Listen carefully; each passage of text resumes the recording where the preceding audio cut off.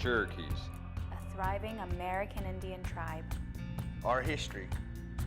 Our culture. Our people. Our future. The principles of a historic nation. Sewn into the fabric of a modern world. Hundreds of thousands strong. Learning. Growing. Succeeding. And steadfast. In the past, we have persevered through struggle. But the future is ours to write. OCO. OCO. OCO. These are the voices of the Cherokee people.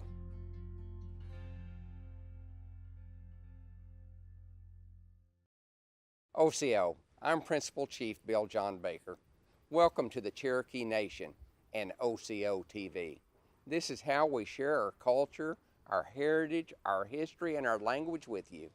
Wooddo. OCO, it's how we say hello in Cherokee. And welcome to The Joint at the Hard Rock Hotel and Casino, Tulsa. In this episode, we're shining the spotlight on Cherokee Nation citizens making a name for themselves around the country. We'll meet a New York Times best-selling author and a Cherokee rapper and actor turned entrepreneur. But first, we meet the NFL's Wes Welker to talk football and a career that almost didn't happen. Simmons throws down the field. He's got Wes Welker, the 25-20, 10-5, touchdown Red Raiders! Wes Welker is known as one of the most impactful slot receivers in the history of the NFL. But for much of his football career, he was underestimated, always having to go further to prove himself. First undrafted and now with more than 10 years in the NFL, Welker has won 3 AFC championships, gone to 3 Super Bowls, and holds more than 15 NFL records. He's most noted for his time playing with quarterback Tom Brady when he became the New England Patriots' all-time career leader in receptions. Well, it's all so surreal when anything like this happens to any of your children. You know, you're just amazed and grateful to be a part of it. Oh, Wes has taken us many places. I'm from Oklahoma City, born in Oklahoma City, and went to school at Heritage Hall High School. I started playing football when I was in the 6th grade. Did people say at that point that you were small? Yeah. I mean, just because you're big doesn't necessarily mean you're going to be a great football player. You don't have to be the biggest guy. In my junior year, we went undefeated and ended up winning the state championship that year. I was Oklahoma State Player of the Year. All I wanted was an opportunity and to play at the highest level, and I wasn't getting that opportunity. It was a little frustrating at the time. What were their reasons? What would they say? You know, not big enough, not fast enough. Texas Tech had a fall through in a recruit right before signing day. They had me in for a visit a few days later and signed as soon as I could. You know, basically I started returning punts early on in my career. As a football fan, it's one of the most exciting things to watch. So what's that like whenever you were doing that in college? As I had more success, the crowd would start chanting my name and different things like that, and it was pretty exhilarating feeling. And every time I was back there, my mind was set on scoring a touchdown. I didn't worry about anything else, and I set the record for most punt return touchdowns in college football. After college, you didn't get drafted, right? Right. The draft is over, and I'm kind of looking around, trying to find where to go, and San Diego was the most interested in wanting a punt returner, and I took the opportunity. What is the work ethic like? What are your days like when you become an NFL player? Really, your first few years in the league have to be all football, all the time. That's all you should be thinking about, all you should be doing, and really just studying and learning the game and learning your craft. Wes started out with the Chargers, but then he went and played with the Dolphins for 3 years, and then he went to New England, and New England really liked him. Getting the opportunity in New England, and then obviously being with Tom Brady and that offense and everything just kind of coming together as far as his style and then my style all just meshing together. It was just kind of the perfect chemistry. Going to the playoffs pretty much every year, I think, but one. Going to 2 Super Bowls, just even the relationships and the people and the guys that I met there in the group that we had, especially the 2017 was a pretty special deal. You know, Tom and I, we text and talk quite often, and just about life, how the kids are. It's been a new relationship. Obviously, after 6 years in New England, I became a free agent. Ended up going to Denver. Went to another Super Bowl while I was there. And after my 2 years in Denver, I was a free agent, continuing to play. And so what's it like being a dad and a husband? It's a complete 180 from the life I used to have, for sure. But it's been awesome. Yeah, we have our twins, Carter and Caroline, boy and a girl, and they're a lot of fun. My son looks just like my wife, and my poor daughter, unfortunately, looks like me. We have the Wes Welker Foundation, which we do all sorts of grants for weight rooms and equipment and all these different things for high schools and communities and different things like that in the Oklahoma City area. Just trying to lead those kids in the right direction and let them know how much we care about them. Being Cherokee is probably where all my toughness probably comes out. The DNA is kind of in me to want to keep pushing myself and persevere and do what I need to do to make it.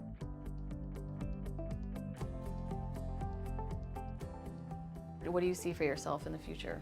I don't know. You know, that's a thing that I'm still trying to figure out. It's not like a lot of people are knocking down your door to do anything else. This is the best opportunity I have to provide for my family and also do something that I love, that I know I'm good at. I can't just sit on the couch and be retired. Like, I have to do something. I think going back from where I started, whenever the coach sat there and did the depth chart and I was last, and then going on and looking at playing my 13th year in the NFL, you know, you look from that perspective, it's been pretty successful. You know, getting married and having kids and, you know, seeing yourself within those kids has been the biggest blessing out there. Right now, I'm just really enjoying the kids and being around and slowly trying to figure out what my next steps will be. Gary Lightfoot Davis began his career as a rapper in Claremore, Oklahoma, and beat all the odds against him to become an accomplished actor. He now takes center stage as a successful businessman and leader in Indian country. This is where my grandparents lived.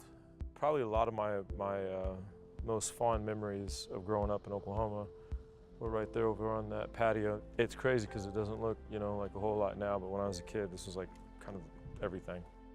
It's a little different going back today because everything has changed and you know, people have passed on, and to have my sons be back out here, sort of kind of come full circle.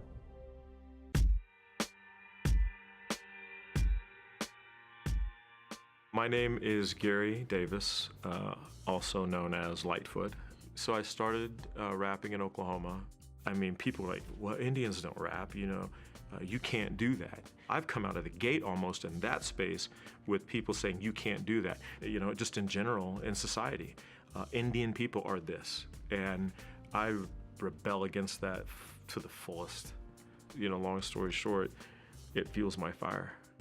I would in Tulsa be sitting there, and because I didn't have money to get instrumentals, I would turn on the classical station and I would write stories and ideas to this music because it didn't have any vocals. And that may be a very unique way to come up as a rapper, right? Again, it goes back to, hey, you know what? Where there's a will, there's a way. As a rap artist, I have 11 albums with another album coming. I have several different awards for that music, including Best Male Artist and Artist of the Year. I have toured throughout the United States and as far away as Rome, Italy. As an actor, my first role was Little Bear in the film The Indian in the Cupboard, directed by Frank Oz. One day, maybe you know, who knows, if I ever were able to do something that would get me to get an award, they go, oh, look, there goes the Indian in the Cupboard getting an award. It's just one of those films that I don't think I'll ever not be that guy. And then I went on to do other films such as Mortal Kombat, Annihilation. I played Nightwolf. I played Hiawatha in the Song of Hiawatha. Most recently have added House of Cards to my filmography. I am an entrepreneur. I am an author, guy that just looks for something to do to be a little bit visionary. Definitely trying to move the envelope forward for Indian country. I actually started a record label called Red Vinyl Records. There is Davis Strategy Group, which will help other folks with marketing, branding. Lightfoot Enterprises, which we both own and operate, and Native Style Clothing. I think that business and being entrepreneurs is probably one of the most traditional things that Native people have ever done. For me, being an entrepreneur is a very traditional activity. Ladies and gentlemen, over the next few days, make it your focus right now to leave here with a bigger network than what you came here with. So for the last 5 years, I have dedicated 120% of my time pretty much to the National Center for American Indian Enterprise Development as its president and CEO. I'm actually in the process of wrapping up my time. Just what we've been able to accomplish in the reservation economic summits and advancing millions of dollars worth of opportunity, and literally in some cases probably would amount to billions of dollars worth of opportunities for tribes and tribal enterprises. I think that is something that we have to do more of. We have to continue to find the ways as Indian country to work together, and it's been an honor to be in that position to help guide that and push it forward. When I get back to Oklahoma now, my sister still lives there, and I'll go out and see the family. I'll go visit my grandparents in Claremore at the cemetery. You know, as this new era of my life starts to come in, forward and unfold, that's one of the things that I think is probably one of the biggest blessings of all, is being able to spend time with your family and, grow something with your family and do good. I think that's really what could be more exciting than that. Me being Cherokee and representing that now across Indian country and around the world, it's been one of the things that is at the core of everything that I do. Has it been easy? No, absolutely not. But has it been worth it? Absolutely. Seeing my father, my grandfather, and everybody working together, I saw everybody contributing. Nobody questioned it. Nobody said, oh, it's too late or I'm too tired. They just got in and made it happen. I really think that was a big part of my growing up, is seeing people contribute to make something bigger than themselves happen and not let situations get you down. So absolutely, I stand on his shoulders. I stand on my father's shoulders. And you're passing that on to your boys? Yeah.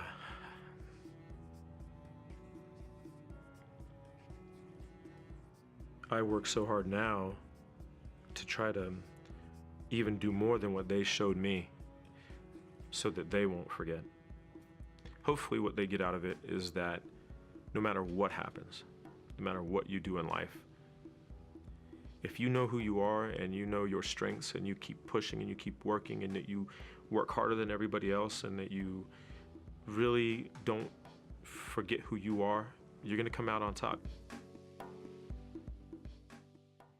Cherokee Pierce is proof that brains and beauty go hand in hand. This Miss Teen Oklahoma 2015 is also a student and a published author. The new Miss Oklahoma Teen USA is Cherokee Pierce. Congratulations, ladies. My name is Cherokee Pierce, and I'm Miss Oklahoma Teen USA 2015. I was 14 when I first started pageants. I think my initial thought was I wanted to be in a pretty dress and I wanted to go out there. I wanted to meet new people and meet friends that had some goals that I did. I wanted to go to college and I want to have a great career and do something different. So I entered my first pageant and it was a great experience. I found a goal that I wanted to be Miss Oklahoma Teen USA, and I competed for 5 years for that title. I met new friends and friends I actually still talk to this day, and the 5th time was a charm and I was crowned Miss Oklahoma Teen USA. The night I won, oh my gosh, I bawled my eyes out. I could not stop crying. It was something, of course, I've always dreamed of doing.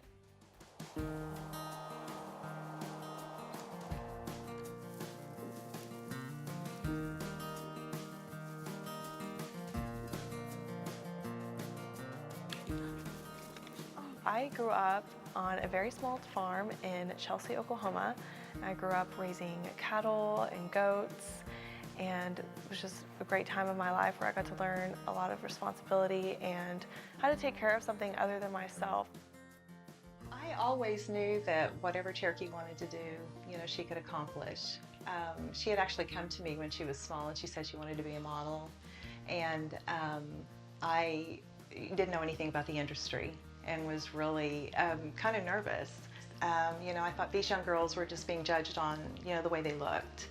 And I didn't want that for Cherokee because we've always taught Cherokee that she, you know, beauty comes from within. After doing a lot of research, I found that these girls were actually volunteering and doing a lot in their community. They were actually public servants, and they were spokespeople for, you know, kids that felt like they didn't have a voice. I guess I was just different. Of course, living on a farm, I always just felt like an outcast. I would get teased a lot, bullied, and even in the second grade was choked until I almost passed out. So that's what provoked me to write my book, Meanie Muffins, and to publish it. I've been traveling to daycares and schools and reading it to them because it's okay to be unique, it's okay to be different. Also, if you are being bullied or hurt or harassed, then tell a teacher, tell someone older than you. Cherokee has a servant's heart, and I wanted her to tap into that if she ever was given the honor of being crowned. And then when she finally won, she made it a point to do things for other people, which I am super proud about. She did an enormous amount of community service work. She talked to kids and always would pick out the little kid that was in the corner. And so she really, I feel like she gives back to those that were just like her when she was little, that didn't have the confidence that they needed. Being a role model is it's a great experience. And when you walk into a classroom and you have your crown and your sash, and I get a lot of, oh my gosh, it's a princess. And that makes me so happy. And I just tell them right back that, no, you're a princess. And I let them wear my crown and my sash. And we went to the Little Lighthouse in Tulsa, which is a school for special needs children. And that was an incredible experience. And, you know, those kids got to wear my crown and my sash and feel like a queen. I've spoken to a lot of the Native students. I went to Bell Elementary, which is a very small elementary school by Stillwell, and I've gotten to speak to them about my journey and never giving up, and whatever dream you have, you can attain it if you work hard. Miss Teen USA was a blast. We spent 5 days in the Bahamas. I've placed in the top 15. I have friends from every state now, these girls that are absolutely incredible, and they really do inspire me.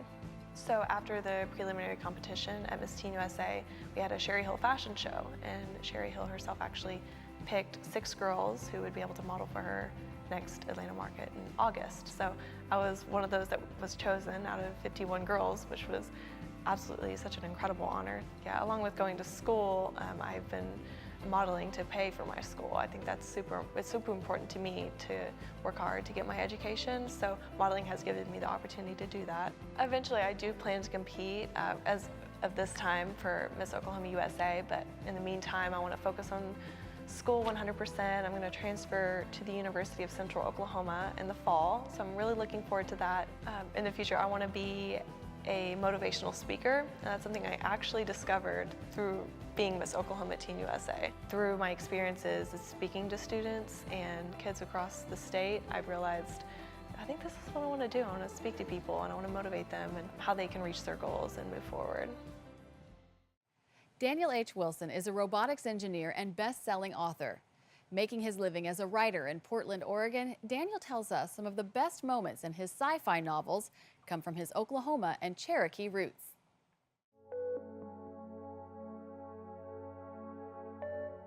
When I was a kid, I was really into science fiction. I spent a lot of time with my head buried in a book. For me, it was a way just to kind of like get out of whatever situation I was in and go someplace else. I'm Daniel H. Wilson, and I'm a writer. I was born in Tulsa, Oklahoma, and I grew up in North Tulsa, Harvard and Pine, you know, down the street from my grandma. And my dad ran a body shop, Howard's Auto Shop and Body Shop on North Peoria. I managed to get into Carnegie Mellon, the Robotics Institute.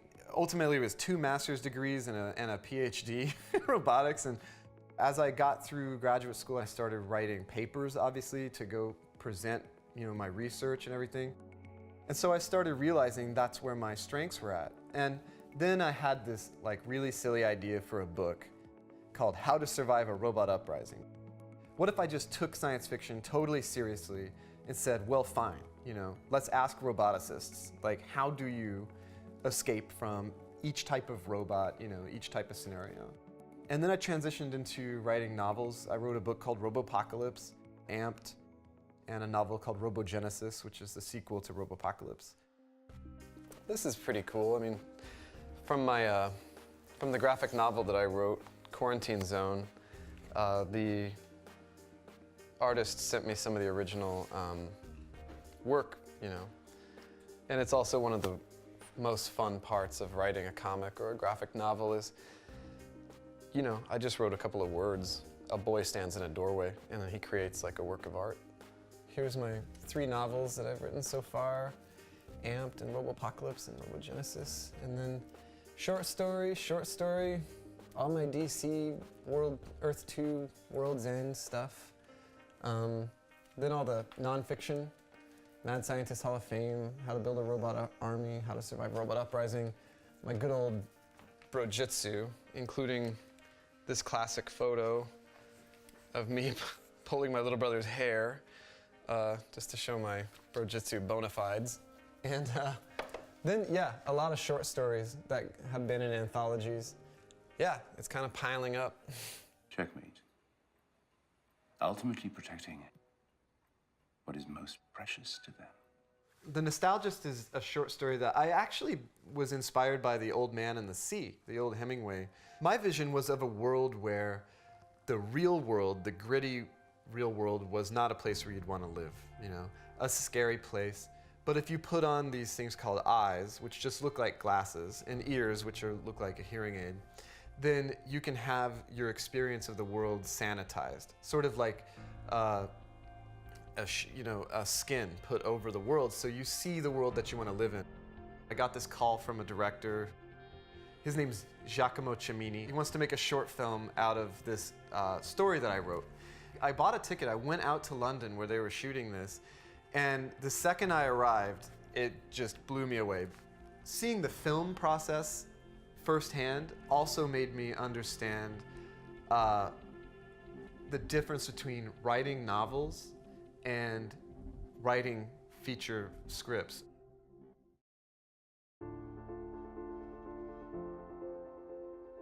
Robopocalypse had sort of a charmed life, for sure. What happened with us was DreamWorks called and said, we want to buy the rights to Robopocalypse today. We hadn't sold the book yet. We had to sell it that day, because it was one of those offers where you either take it or leave it. And my lawyer, I remember, she was very happy. She goes, I think it's Spielberg. 1 week later, I visited Amblin, which is the production company there, and I met Steven Spielberg, and we talked about robots, and it was a really amazing experience because he was involved with Robopocalypse before anybody, really, before anybody had bought it. So I had that conversation while I was still writing the book. Everything doesn't always go your way, and when it does, you better be grateful for it because, I've had a lot of really good luck. So I'm just grateful every day I get to keep writing books and not have to get what I consider a real job, When Robopocalypse came out, and I had some interview and somebody said, yo, why all the Native American characters, I said, well, I grew up in Oklahoma, I'm a Cherokee citizen. You can't help but to put yourself into what you write. Yeah, part of my background is all of this nerdy robot stuff and math and science. But the other part of me is the kid who grew up in the Cherokee Nation and in Oklahoma. I mean, it's so much fun to realize that I wrote a best-selling book that is Indians and robots. And it's like, those are the two things that are important in my life. and people actually care enough to buy and read a novel about that, It's just kind of crazy to me. Maydeen Pulaski was a mover and a shaker in the field of aviation. From organizing powder puff derbies to teaching flying lessons, this Cherokee pilot left an impression everywhere she flew. Maydeen Waltrip first became aware of airplanes when she was 3 years old. This childhood fascination would lead into a lifelong career in the sky. Growing up in Adair County during World War II, she was entranced by the planes flying overhead. 17 years later, she would join the aviation industry as an air hostess with TWA. It was during one of those TWA flights that she met a pilot who would become her husband and the inspiration for Maydeen to become a pilot herself. They would transport their family on ski vacations in her plane as if it was the family station wagon. As a young woman in the 1960s, she became one of the first members of the Orange County 99s, an organization of female pilots. With the 99s, she participated in transcontinental air races called powder puff derbies, flying cross-country with only a co-pilot accompanying her. Maydeen went on to organize an international air race to Mexico and later became a flight instructor, a cargo pilot before the days of FedEx, and even worked briefly as a bush pilot in New Guinea. She chartered flights to carry healthcare providers to impoverished areas of Mexico. As a flight instructor, she taught several young pilots who now work for commercial airlines, carrying on Maydeen's legacy. With her eyes always to the sky, she also dabbled in ballooning and ultralight aircraft and was once hired by the California Department of Fish and Wildlife to stock lakes with fish by dropping them from her airplane. On a trip to the Middle East, Maydeen was flying over Israel near the Lebanon border when she saw what looked like fireworks below her. As it turns out, what she witnessed was the first bombing of Beirut. Maydeen's second husband was California State Senator Dennis Carpenter and would fly him to meetings in Sacramento and throughout California. Among her other accomplishments, Maydeen was appointed the first woman to the California Civil Aeronautics Board. Though she was based in California, Maydeen maintained her Cherokee roots and frequently flew to her farm in Oklahoma, splitting her time there until the end of her life in February of 2005. Across the country, Cherokee Nation citizens are flying high in the limelight and leaving their mark on the world. If you'd like to watch and share more inspiring Cherokee stories, please visit our website, oco.tv. And now you can bring both seasons of OCO, Voices of the Cherokee People, home for the holidays on DVD. If you'd like to get your copy, just visit CherokeeGiftShop.com. There is no Cherokee word for goodbye. We say, Donadago ha'i. We'll see each other again. So until next time, wado.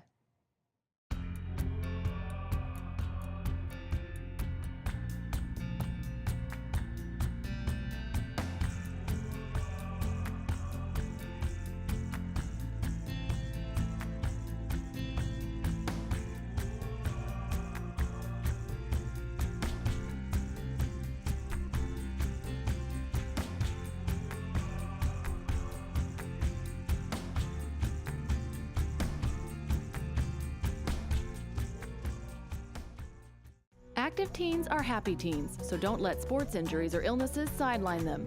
Tribal health benefits only cover so much, so get your teen insured with CHIP.